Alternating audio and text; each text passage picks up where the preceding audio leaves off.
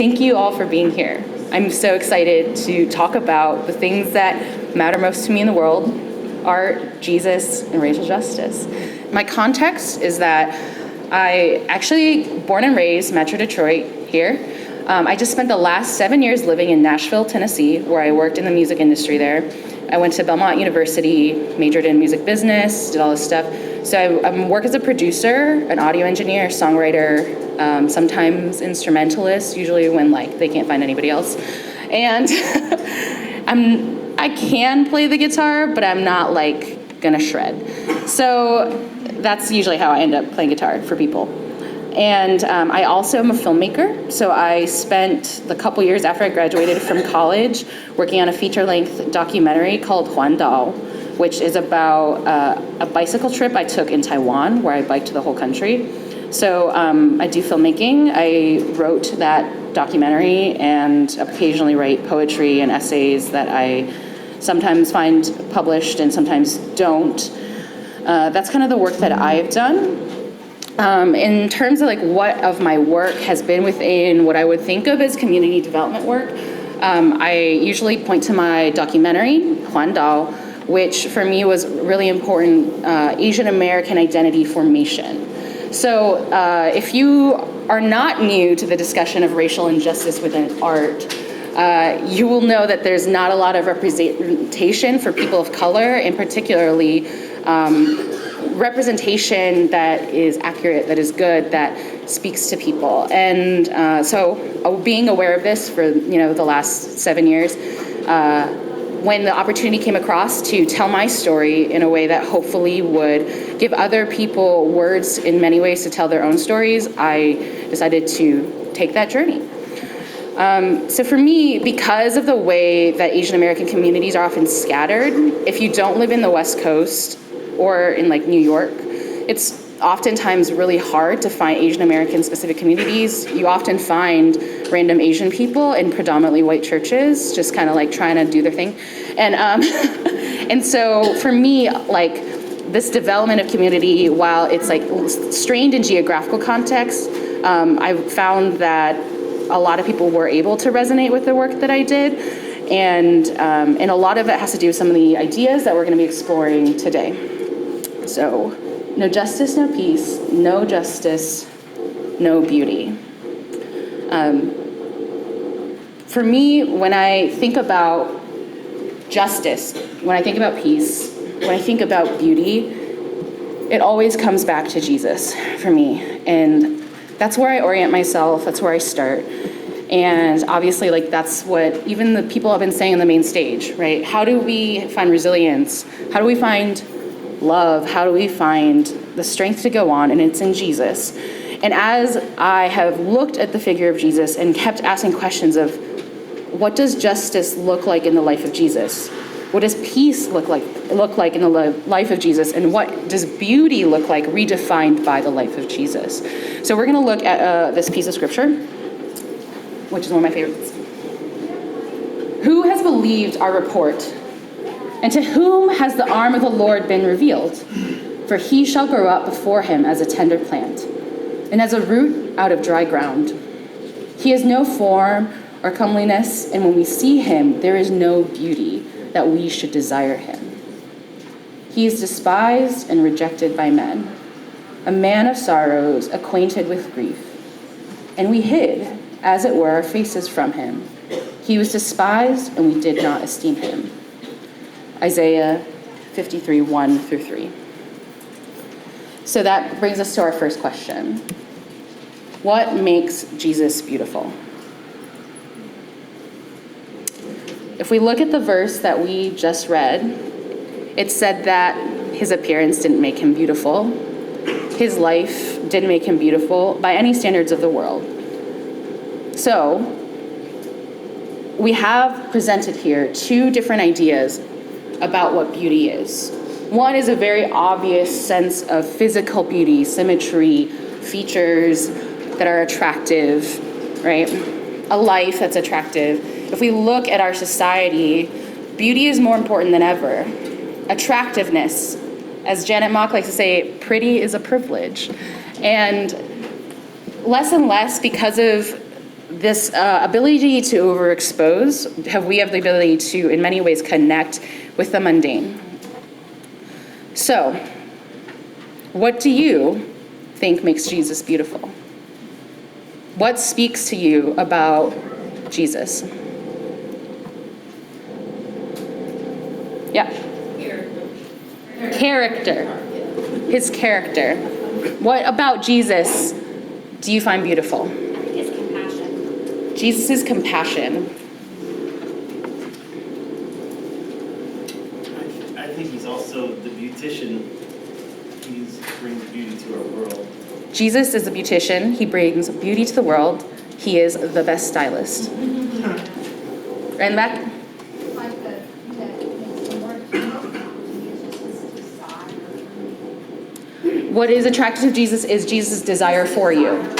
Yeah. Just once. Yeah. Anybody else? Yeah. Right here. His audacity. His audacity.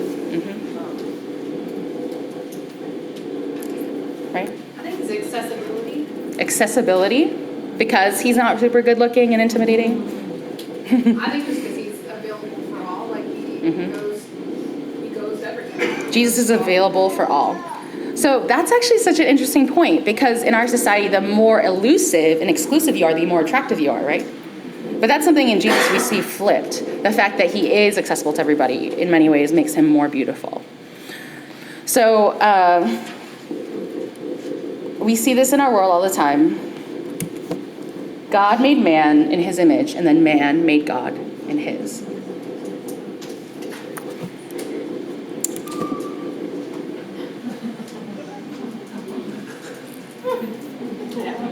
For everyone listening at home, there's a picture of blonde-haired, blue-eyed Jesus on the PowerPoint. So here we have an example of how God made man in his image, and then white man made Jesus in his image, right? And in many ways, I think that's something I've struggled with, if we want to look at it at a couple of different intersections, is not only do we see like the prevalence of white Jesus as an example of how man is making God in his own image, but also the way that we talk about the gendering of God, right? Man, I specifically put the last one in, man made God in his image. Because we know from the Bible that God made all of us in their image, male and female, right? And I think that sometimes we lose sight of the character of God, the accessibility of God, the compassion of God, because we have one fixed idea about what beauty is, and we've based it off of what we know about our white oppressors. And we just realized most of you are white, so like this is a little, R is loosely used. But in many ways, white Jesus is not only oppressor of people of color, white Jesus is also the oppressor of white people. So we have this idea of beauty that we've created so that we can create God in a specific kind of image. And from that is where we'll draw out a lot of the things we're talking about. So there's a common discussion in the world of art and beauty and this kind of critical theory around art, which is life imitates art and art imitates life. So this is Oscar Wilde's take on it. Life imitates art far more than art imitates life. And to this, like, it speaks to the power of the screen, which when we read that quote, it 100% makes sense in our society because of all of the images that we see plastered all over all the time, the way that technology and culture is just seamlessly integrated into every single part of our lives now. There might have been a time in the world where we would have argued that life is first in art, but instead, we're living in a world where we can just scroll down our phones and we can see a picture presented to us of how we should be living our lives. So what is good? What is desirable? What is normal? And this presentation is really about reframing this conversation that we're having. It's not only about like, let's just get more representation, or like, let's have different kinds of instruments, or it's actually about the fact that the question itself inherently continues to center whiteness. So the first of that is the idea of sacred versus secular. Did anybody here ever like burn their CDs? Like, oh, like that's the devil music, we're gonna burn it. We're all a little too young for that, I think, right? But this is like a theme that is, I'm making broad, sweeping statements. But I will say this, I converted to Christianity when I was 13. And I used to illegally download a lot of music, just like gigabytes and gigabytes of music. And so then, the Holy Spirit came upon me, and I was like, oh no, I shouldn't be stealing art, this is bad. So I stopped illegally downloading music. But then I had to decide what to do with the music. Should I delete it all? And also, should I keep listening to music that had, violence and swearing and like, ideas? There's one of my favorite artists, Conor Oberst, he's the guy in Bright Eyes. He has a line in a song that says, if you take the Quran, the Bible, and the Torah and burn them all together, you'll get something close to the truth. I love that song. Like it was a hard struggle for me. And so all through high school, I actually only listened to indie music and Christian radio. So I'm really like blank on a lot of songs during that time. I know them secondhand from the girls on the swim team, but this is an example of some of the dichotomies we created, like people who only consume Christian music, only listen to Christian radio. The question is, what are we afraid of, right? And also, what makes anything secular, what makes anything sacred? The Gospel Music Association, they do the Dove Awards, they do the Christian Music Awards. They used to have a formula for determining whether or not a song counted as a gospel song or a Christian song, and it depended on how many times you say Jesus in the song, right? And we find ourselves in these places where we're trying to codify the presence of God in anything. We'll get more into this a little bit later, but the presence of truth is not monopolized only to people who are Christians. Like, I think we've all learned that in the last couple of years, that truth can come from anywhere. And as my friend Katie likes to say, all truth is God's truth, right? And so in this, we see the desire, like this Christian music industry, CCM, like TM, trademark, that idea comes out of marketing, okay? Those things exist to make money. What makes mints Christian?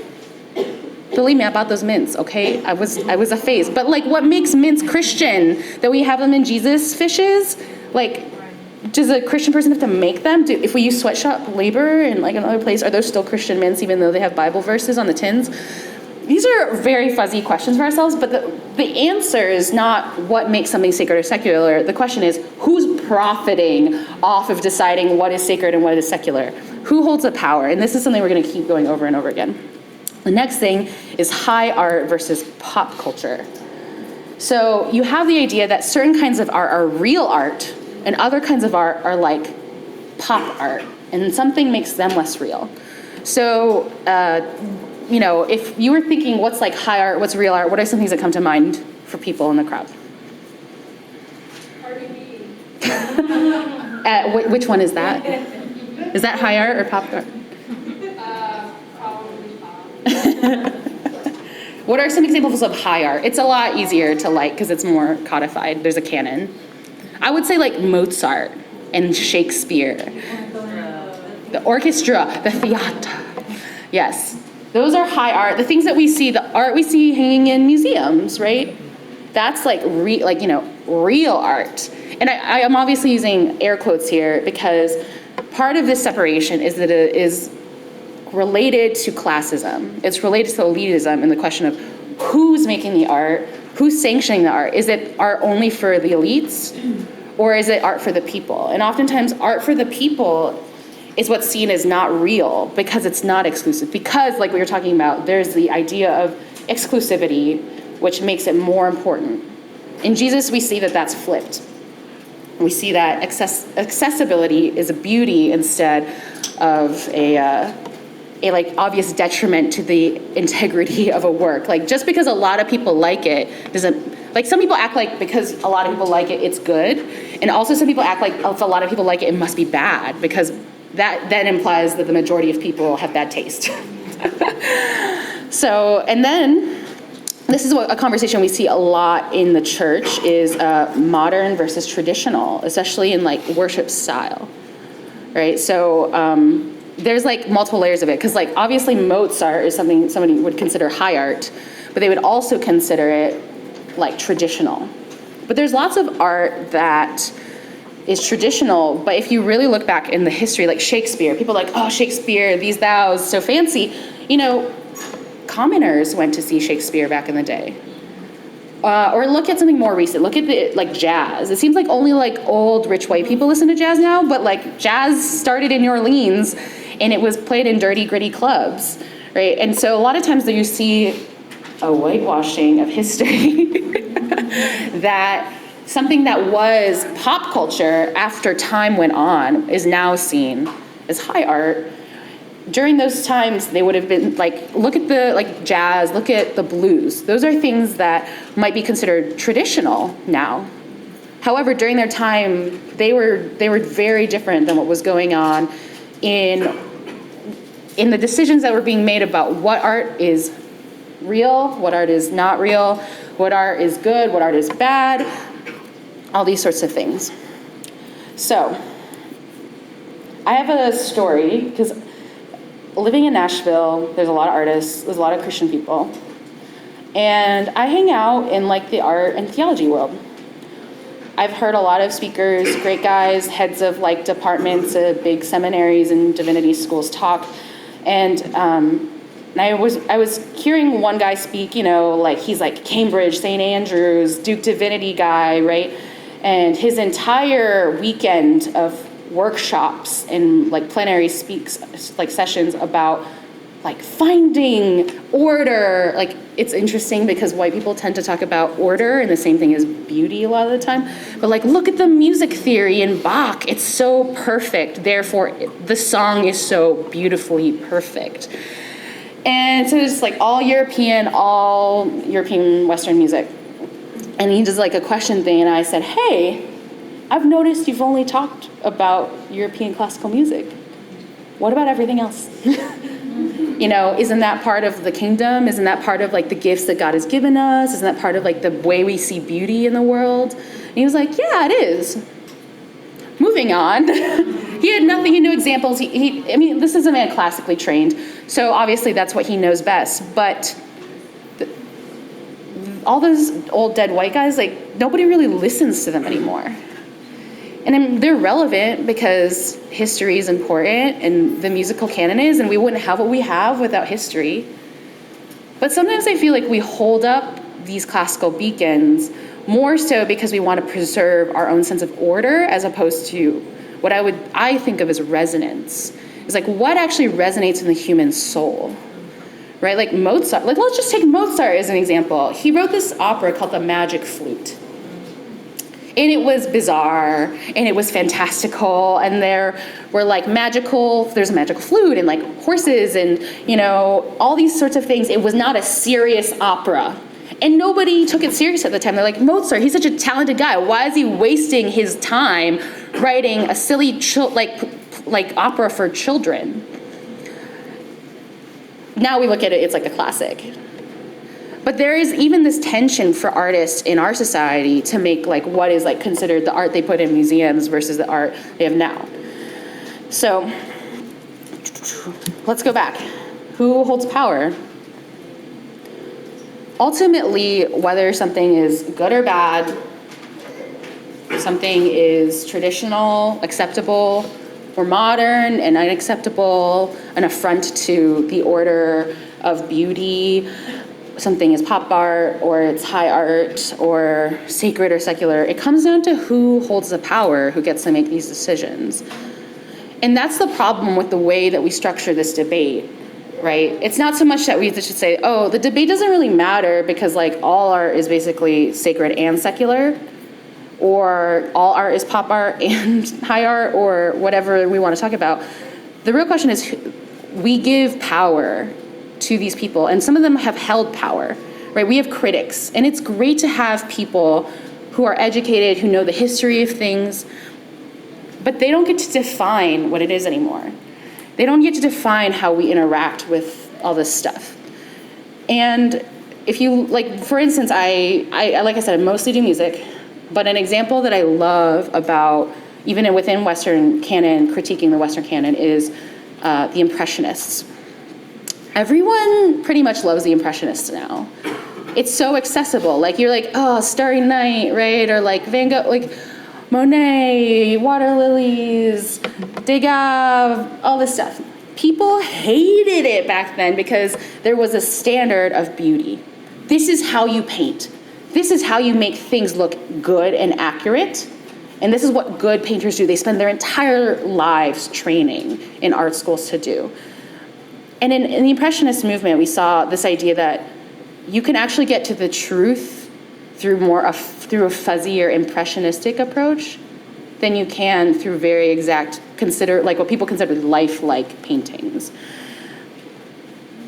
That upsets the order, just like the way that blues music upsets the order of Bach, right?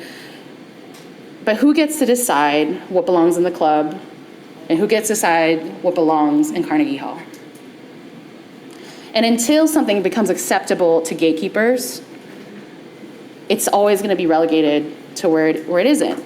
And the people who have loved Cardi B for a really long time before she got really popular and was a Billboard #1 song, their opinion didn't matter. What mattered was the people who decide who puts it on the radio. But we're not about that in the kingdom of God, right? We're not about that. God is tearing down all these things. God is subverting all our ideas of who gets to decide what is beautiful. And that's what brings me back to Jesus always. I keep falling in love with Jesus over and over again because I can't see anybody else who leads by serving, who believes the first should be last and last should be first. That is that doesn't withhold anything from us, and yet is not seen as, like, he is desirable and not desirable at the same time. He is king and he is also the most humble servant at the same time. He is scarred. He has blood on his face and his hands. He's hard to look at, but also impossible to turn your eyes away from. And I think that one of the biggest things that Jesus did that continues to inspire me was the way that Jesus subverted power in all these ways. Like, who gets to be educated? Like, we were talking, I think Noah was talking about this, like, I'm going to make a movement out of a bunch of fishermen from Galilee, not all these really well-trained, rabbis who are from these really elitist lines. Like, this is going to be a movement of the people.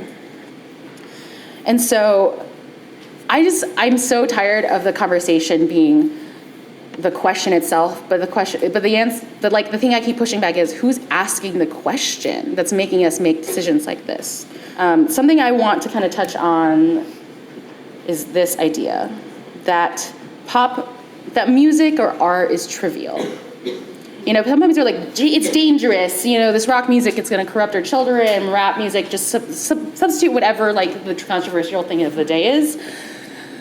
They were like, it's going to make our children all devil worshippers. Or it's like, Cardi B, that's dumb. That's not influential at all. I'm just using Cardi B as an example because I also have recently jumped on that train. But they're like, it's either dangerous or it's trivial. The reality, art can't be both.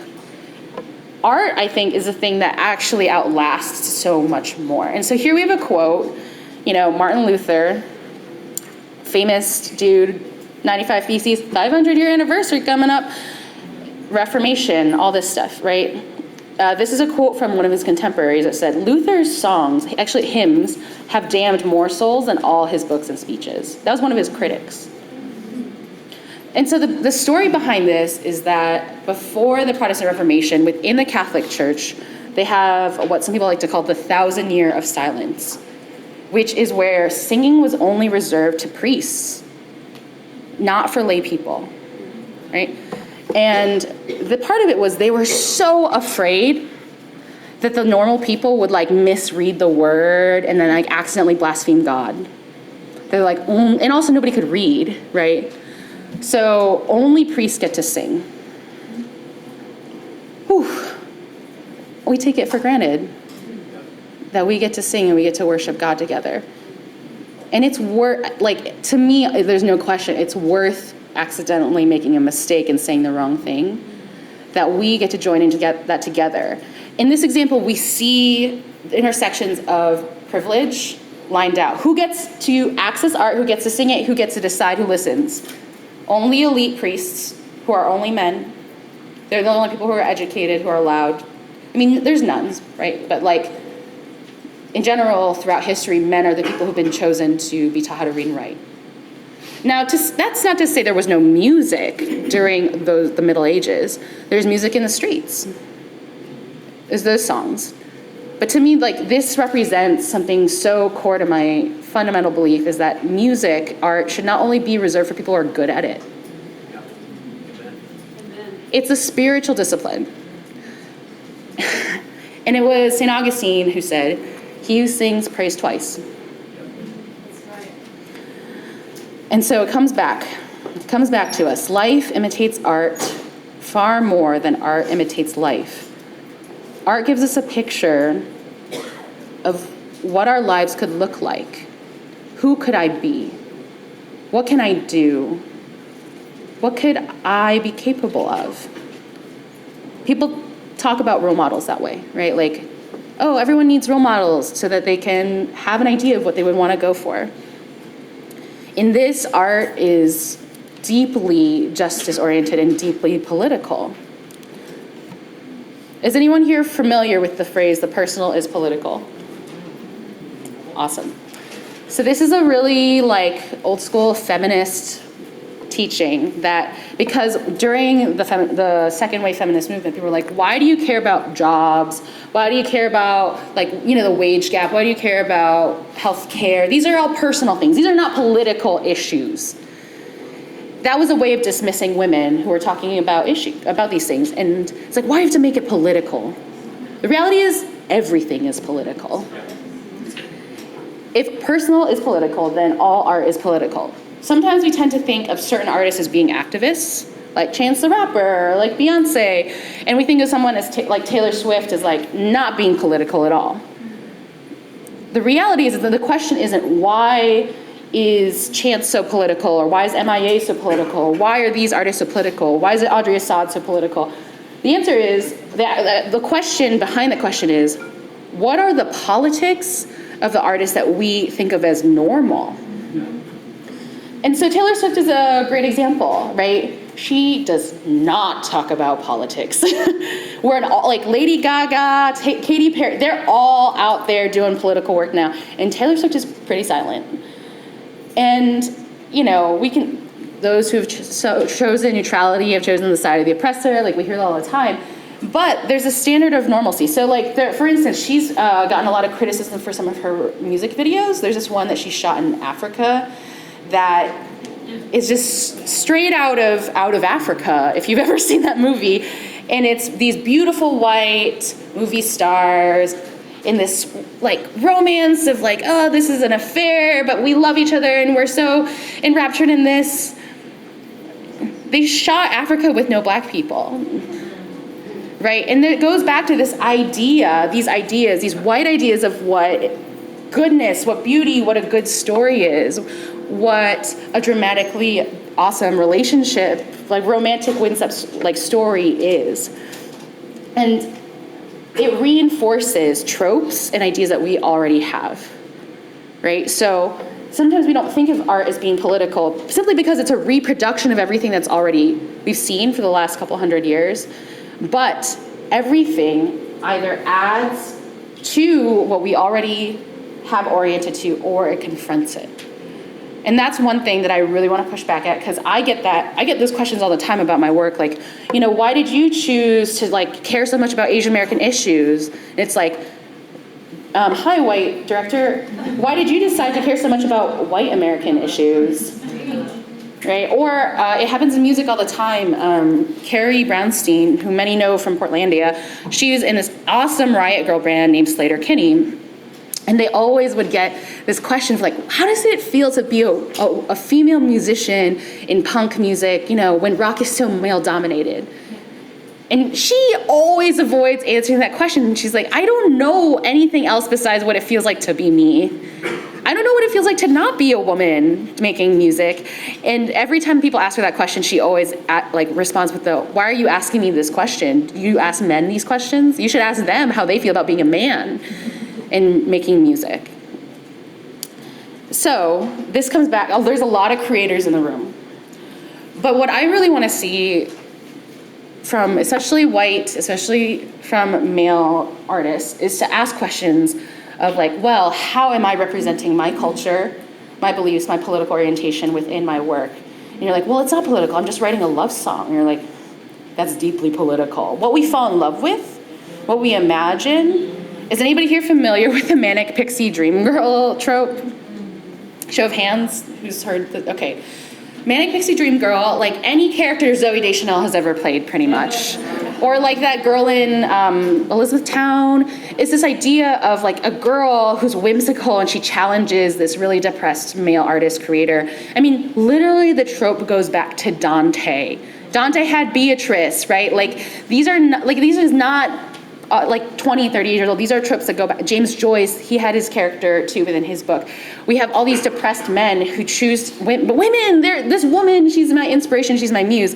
She doesn't exist for any other reason than to inspire the man. So when you write a love song about a girl,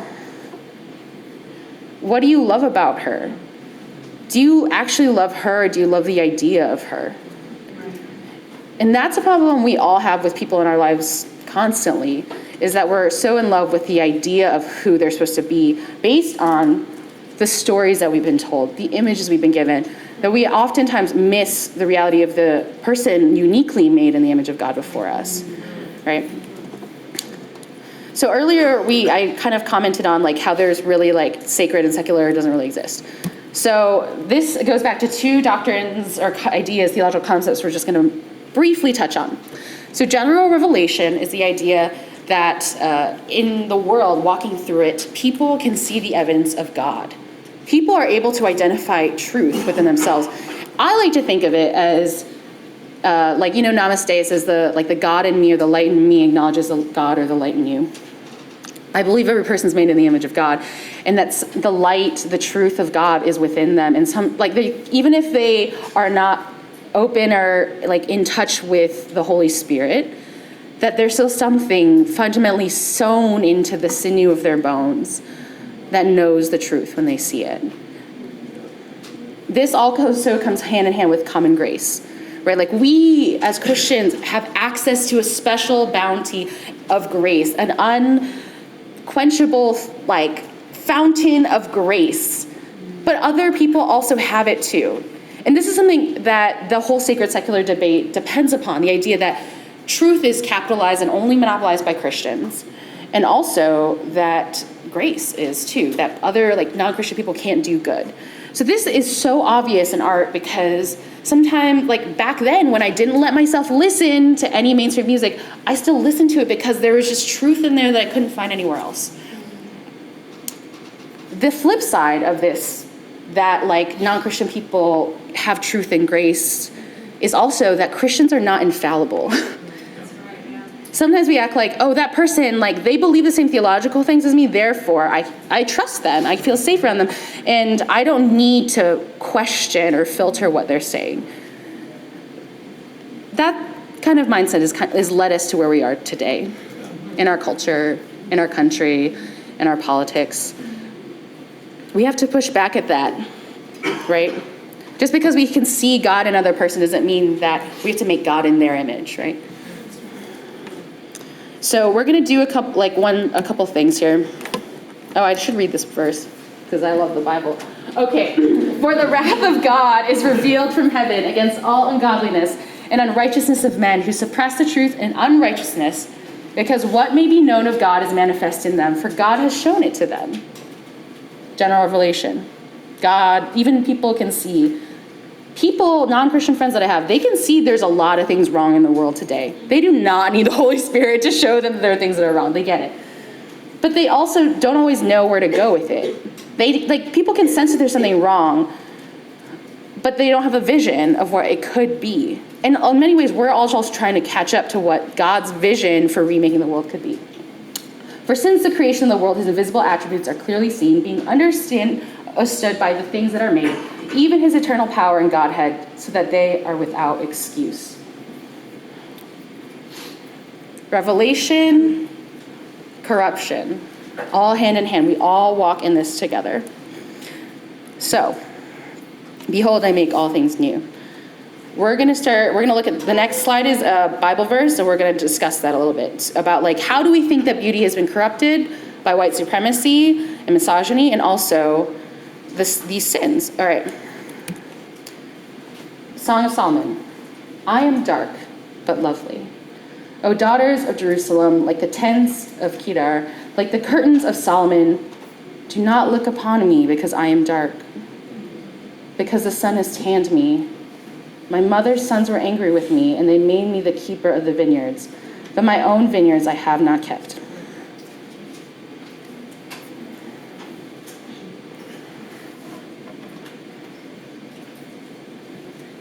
How do we see this passage wrestling with what beauty means? Have any of you ever felt this way?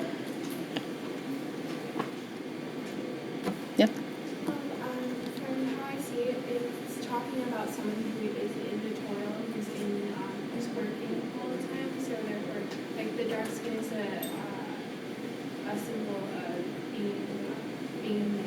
Yeah. So there's this class, there's these layers of class, right? The poor people have to work in the fields, they get dark. But we know who works in the fields. Jesus is there working in the fields with us, right? I am dark but lovely, O daughters of Jerusalem. We have the beloved here. She's like, I am loved. I know I'm so loved by my lover, but I feel ugly because I'm dark. Don't look at me. God, don't look at me. I'm not the way that the world tells me what is beautiful. I know you love me, but please, don't look at me. Even within Scripture, we see this tension of what God has called beautiful. What, literally the Song of Solomon takes an entire book describing how beautiful this woman is. Yet, she still lives with that wrestling of, this is how the world sees me. Right? And that's okay, and that's good. It's good that the Bible recognizes the chasm between heaven and earth. That it's not only about idealized, if I am loved, then if I know that I'm so loved, then I obviously won't feel insecure at all. It's no. Name it. Name that the world sees you as unbeautiful because you work in the vineyard, because you do manual labor, because your skin is dark, right? Because that's the only way you can breach the gap between heaven and earth, is to name both as what they are, right? And indeed, there are last who will be first, and the first who will be last, right? And that's our call. That's our call from Scripture, to lift up the downtrodden. But that's the thing, how do you lift somebody up? Do you give them a platform? Do you let them tell their story? Is that enough? Or is trying to remake what we believe is beautiful part of it, right? You can put someone first in line, but if the restaurant won't serve them, is there any point?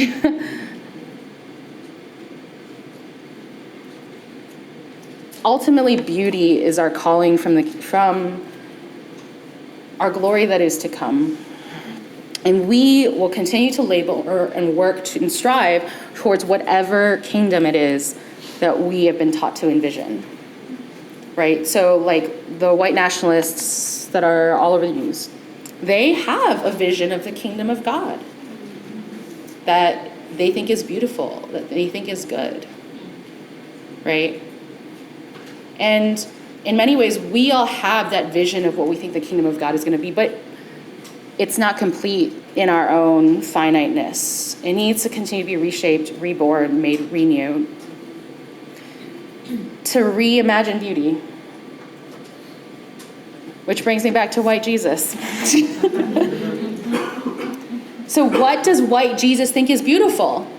What does white American Jesus think is good and beautiful? Being the best, being number one, having the most guns, the most money, the most powerful military, the prettiest models, the highest grossing movies, the most Instagram followers.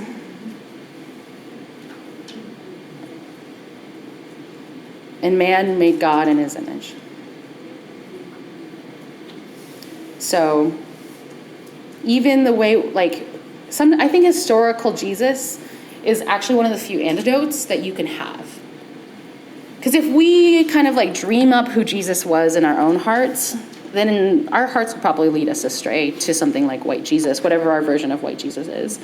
And I know that James Cone talks about killing white Jesus, and also how specifically historical Jesus is the best antidote for that. So I think that like the realism is very helpful for us to stay rooted that like Jesus is a Palestinian Jewish man, that he was poor, that his feet probably smelled a lot, and that people didn't like him. And he was probably not very handsome. He probably did not look like Viggo Mortensen.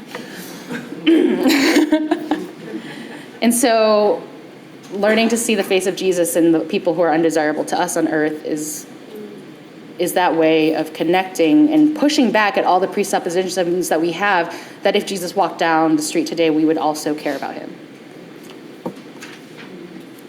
So this is like a super obvious example of whitewashing. We're just gonna look at how the remaking of white Jesus plays out actually in popular culture. So, anyone know what this is? That's Scarlett Johansson in Ghost in the Shell. This was a huge controversy the last couple of years. People were a lot of people in the Asian American community were big about it. Spoiler alert. The point, like the end of the movie is that like she's actually an Asian person's brain but in a white body.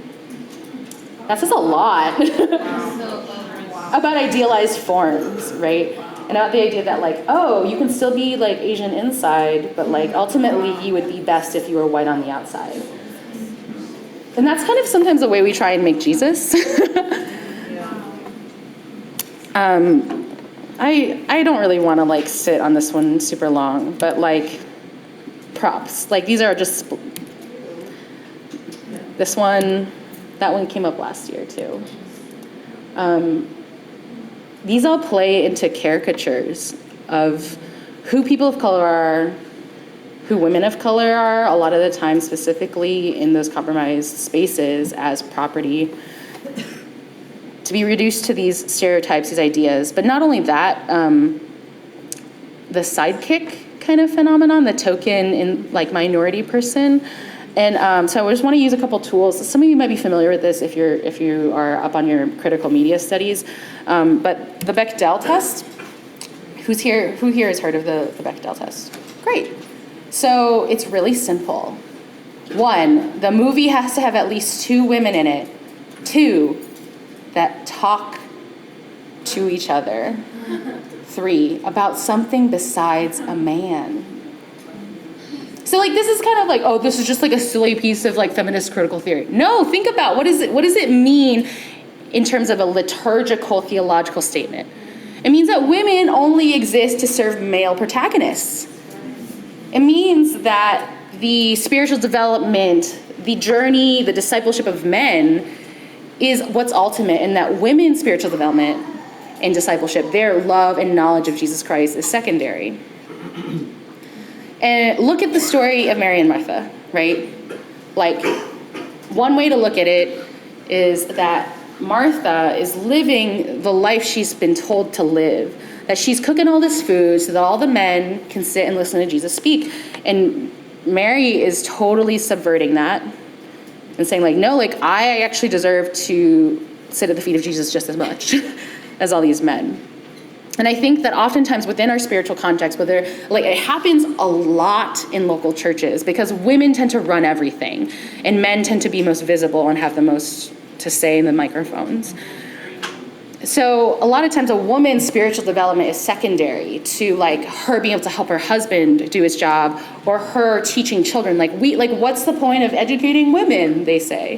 And it's like, well, what's the point of having women engage with Christ?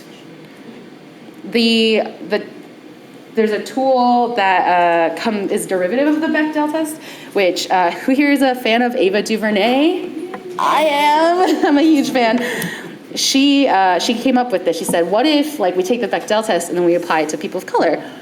The movie has to have at least 2 people of color in it who talk to each other, who talk about something besides a white person. Very hard. And can you imagine if you, like, did a DuVernay Bechdel test together, where was 2 women of color talking about something that's not a white person or a man? Ultimately, like what you're saying, life imitates art. And if the picture of what it means to be a woman or a person of color is only depicted as you're the sidekick, you exist to help the white male protagonist, then maybe that's the only positions that people can dream up for ourselves. The last kind of thing we're going to talk about is cultural appropriation or cultural gentrification, as I'm starting to talk about it a bit. So the definition of that is the adoption or use of the elements of one culture by members of another culture. Often the original meaning of these cultural elements is lost or distorted, and in such displays are often viewed as disrespectful by members of the originating culture, or even as a form of desecration. Something that is that I want to frame this issue of cultural appropriation is that there's this idea of what is normal, and then what is exotic, right? So it's like white culture isn't called white culture, it's just called culture. And then everything else is brought in to be interesting, to spice it up, to, like, make it more interesting. And so part of the function of whiteness is to remove culture from people of European descent who are identifiable as white, right? So if you do a study of whiteness as history, you know, there's a point when Irish people weren't white. There's a point when Jewish people weren't white. There's an argument whether they still are or still aren't. Italian, whatever. And whiteness is like it's an imprecise science, because the whole point is to just, like, swallow up whoever it is so that they can maintain power, so that they can keep making decisions, right? Like we were saying, defining what is good and what is bad. And one of the things that you give up to, like, I like to think of whiteness as a country club. And in order to get membership, you have to pay a lot of money. So you have to give some things up. You have to give up your super, like, hard to pronounce Slovakian last name. You have to give up your languages. You have to give up your songs. And you have to basically become Anglo-Saxon, right? English. Because, like, even if you look at the Irish, right? It's like there's very deeply ingrained issues between the division between Irish and English people. And there are things you have to give up in order to do this, in order to get into the country club of whiteness. So people cannot exist in a vacuum without culture. They have to have it.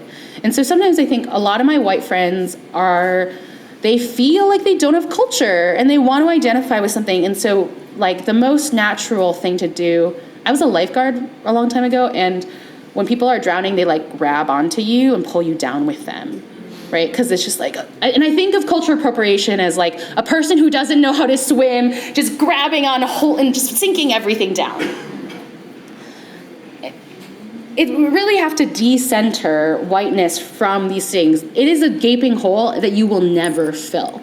We have to kill whiteness in order for people who call themselves white to live. And so part of it, like my friends who are known as white in this world, they have done is to dig into their own family stories, their own histories, their immigration, their culture. Sometimes it's about learning like the language that was lost from your ancestors, right? And I think that's actually the most helpful thing you do, because if you could just tell people to not culture appropriate, like people need culture, they need something.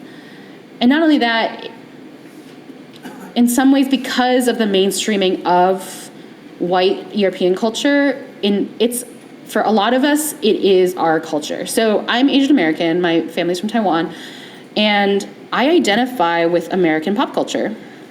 Friends and like, Taylor Swift, for a period, Katy Perry, whatever. These are the things I was growing up listening to, and the movies I watched were full of white people. Like I love Mean Girls, like all these sorts of things. And because of the way that power is, that this is what's presented, that has become part of my own experience. So when I'm in a church sometimes and people want to do like multicultural worship, it's really weird, especially for Asian Americans, because a lot of us who are second gen or later don't have the greatest language skills. So like I had a pastor who was trying to like not be super white with his worship styles, and he was like, "Oh, I have these songs in Chinese we can do." And I was like, no, I can't read. Like I can barely read this piece of paper you just given me. I definitely like can't sing it for you. And there's this idea that like, oh, well, you have to perform this culture in the way that I think it is. And it's like, I'm actually Asian American, and when I write music, I write in English mostly. And that doesn't mean that the way I interact with the language of English is going to be different than the way that someone else does. But there's a lot of different ways to understand American. There's a lot of different ways to understand culture, and there needs to be some freedom in that to say, like, people always want to say, oh, it's not cultural appropriation, it's cultural exchange. But what was the question we went back to before? Who holds the power? Who holds the power? That's why Eminem made so much money. Like, it's because he represented something. He represented what people in power needed to bridge a gap, right? Now, if Beyonce wears a qipao, which is like a Chinese traditional clothing, I'm like, is that cultural appropriation? There was actually a really great podcast on NPR Code Switch about, can African American people culturally appropriate black clothing from Africa? And that's where it gets really messy, because you're like, well, there you have to ask who holds the power, right? And I have friends that are who are African immigrant descent in the United States, who were made fun of within more African American circles because their kind of black is not that kind of black. And then they see people who are the same people who would make fun of them, wearing these clothes and doing these things and, wanting to be all roots and stuff. And that's complicated because in America, you hold power. So like for me, when I go back to Taiwan, because I'm American, I have power that I don't have here in the United States, but I do because I'm Taiwanese American. So what cultural appropriation is, oftentimes like the way people are like, well, it's this culture and then this culture and that, are they disrespecting or not? Is it intention? It goes back to power and money and who gets to profit off of culture, right? So we're just gonna wrap up now. We're gonna do like question and response time. And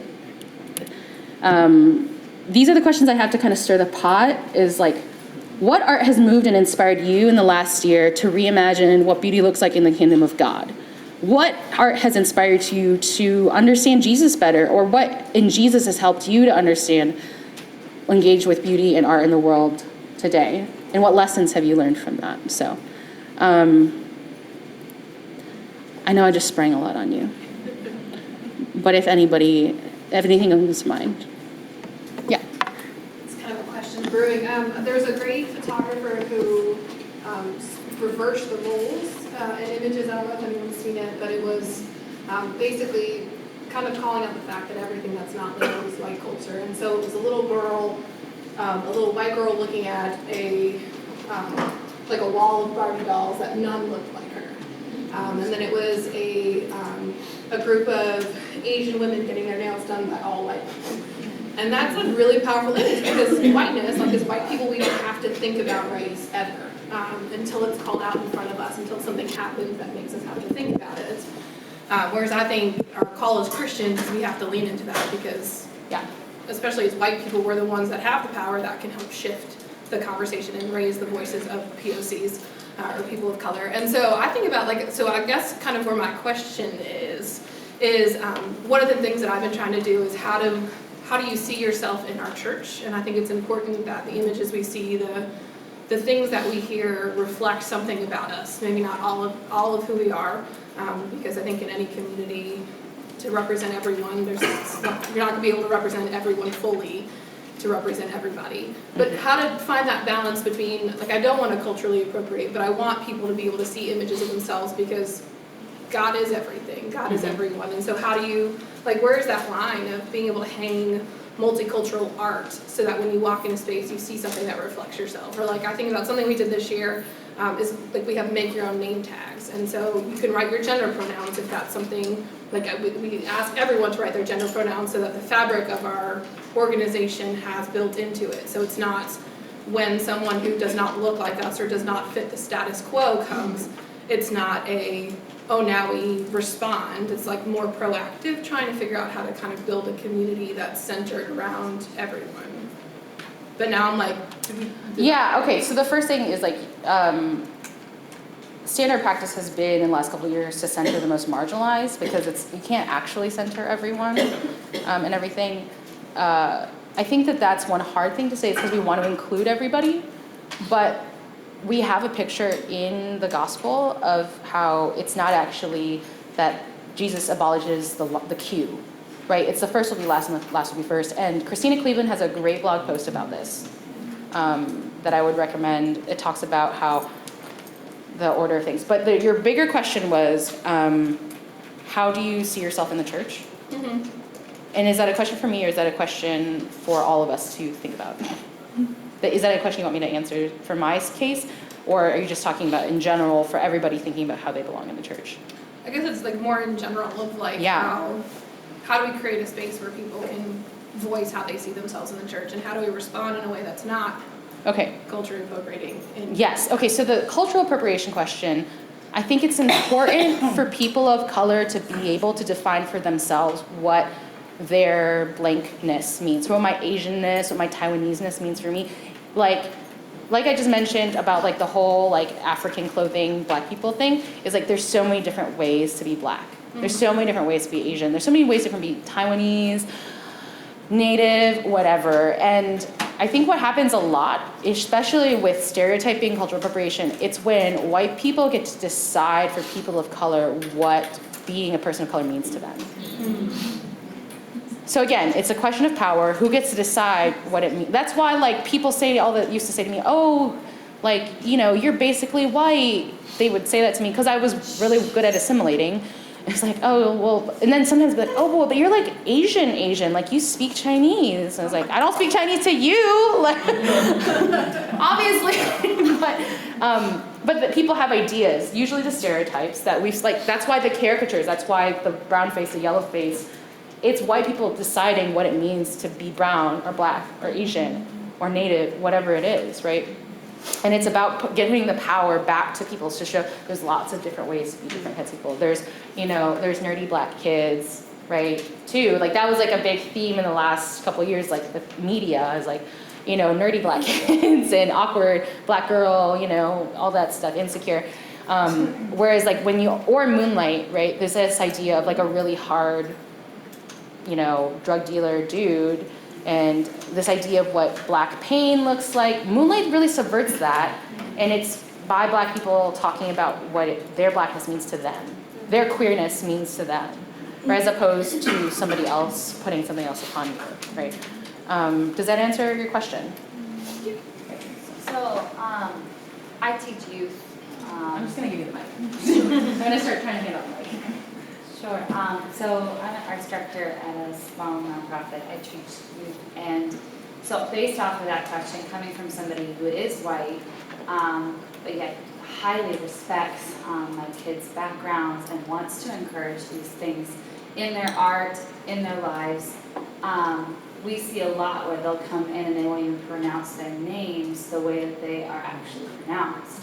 It's like, you know, instead By of that, do you mean the way their parents pronounce them? The way Yeah. that they say, oh, they're at home? Okay. yeah, like so instead of her name's Amanda, but at home it's Amanda, and like she won't say that to us. So we see a lot of just not embracing who they are and almost hiding and being like timid about it, and that's not our heart. So do you have any advice coming or for people who are white, who are trying to do the kind of work that CCD is all about, and being able to encourage that, because that isn't my background.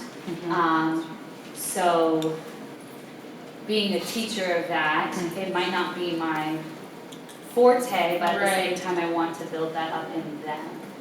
And I could go for the whole week. Yeah. Does anybody have anything that comes to mind specifically? So I just, I first want to validate what you just said, and I understand how difficult that can be as an educator myself too. What I will say is I think sometimes we overcomplicate things. I honestly feel like, as someone who, now I don't know what age group you're working with, and that plays a part too, because the younger babies can be a little more sensitive depending on how you phrase things to them about embracing their birth name or the pronunciation or what have you, and parents can be a little testy as well. But with that said, without knowing the intricacies of your situation, I would just tell you that if I was your cohort, or if I was your coworker, as a woman of color, I would have no problem, or a mother of color, with you just saying, no, Amanda, we celebrate your birth name. Feel free to say that. Like, I think sometimes as white allies, you can tend to overcomplicate or put yourself in a box where you feel like you're not allowed to say comments that help other cultures celebrate themselves. And actually, as a young woman, I would have loved for my Caucasian teachers to have said that to me when I was younger. Like, embrace that. Love it. My name is Kalisa. I don't use Kalisa. I say Kelly because that's the nickname my parents gave me, and literally that has been an issue with me since I was little, where I am ashamed to say my real name. And so I wish my Caucasian professors and teachers would have said, no, your name is Kalisa, and we love Kalisa. Own that, girl. Own that name. So I want to empower you to tell Amanda and Shakisha and whoever else, use that name. Don't give yourself a nickname. Use it. And I empower you to do that. Yeah, and we have. And it's been like truly like life-changing, at least for me. Thank you. The other, like, that was like my initial reaction, and then my second thought was, sometimes kids, they just want to fit in. Yeah. And if you're not in a setting where necessarily like having the weird ethnic name will, like, if it's gonna get you beat up, like, do you really want to like be out and proud? Sometimes it's about surviving, and you know, I know I think you're trying to create an environment where people feel free to do that, but I also don't want to like put pressure on like kids who are just trying to survive do that. I think back to my childhood in a predominantly white setting, and I just wanted to be seen as normal. And part of that was trying on whiteness for myself. Sometimes you gotta try it on, realize the jacket doesn't fit, and then you can take it off and put something else on. Right. And I think that's an important part of identity formation for children of color, but especially, I think that's for everybody too, is like, it would feel sometimes it's like, oh, well, to act this way would be disingenuous, but also sometimes you don't you don't want to have to pull attention that way to yourself. And I just want, like, sometimes I feel weird because I don't, like, the idea of being out and proud. Like, you should be who you are unapologetically, and it's like, sometimes it gets you killed. Right. We all have to navigate that, and for me, I'm like, I don't want to shame people. I don't want to shame kids for not using that pronunciation or using it, but instead be like, you have the power to decide how do you want me to call you. Correct. Yeah. Right. So, all right. Do you mind coming up and? Not at all. Thank you.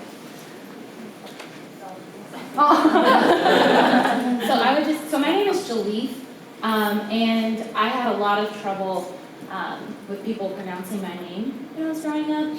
But I would just, not knowing the age of the students you serve or where you serve them, I would just say it takes a lot of vulnerability and intimacy to actually acknowledge that it hurts when people don't take the time to figure out how to say your name or to like respect your ethnicity and your culture.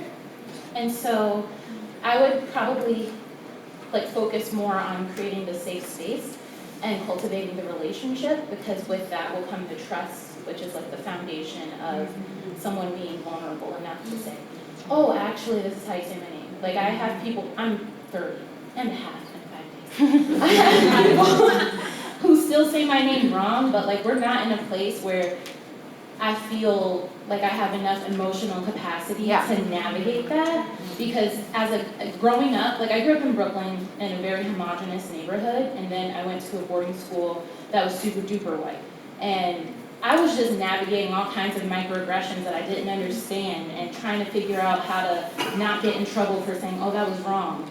You know, so like recognizing that you do have a position of power as a teacher, and so they may not want to disrupt whatever harmony they've been able to create.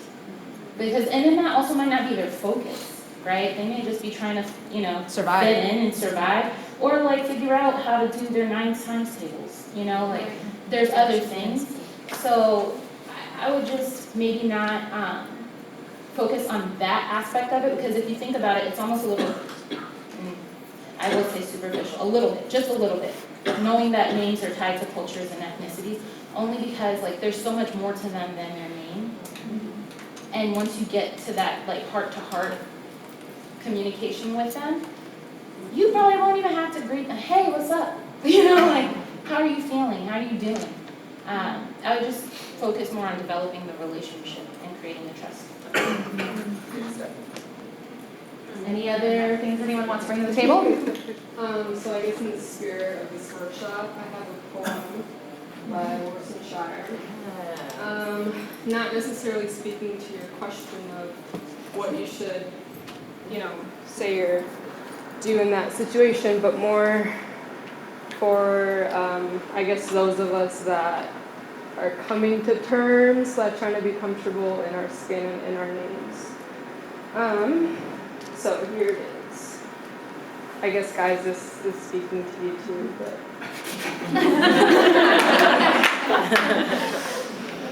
Give your daughters difficult names. Give your daughters names that command the full use of the tongue. My name makes you want to tell me the truth. My name doesn't allow me to trust anyone that cannot pronounce it right. Can you post that in an echo?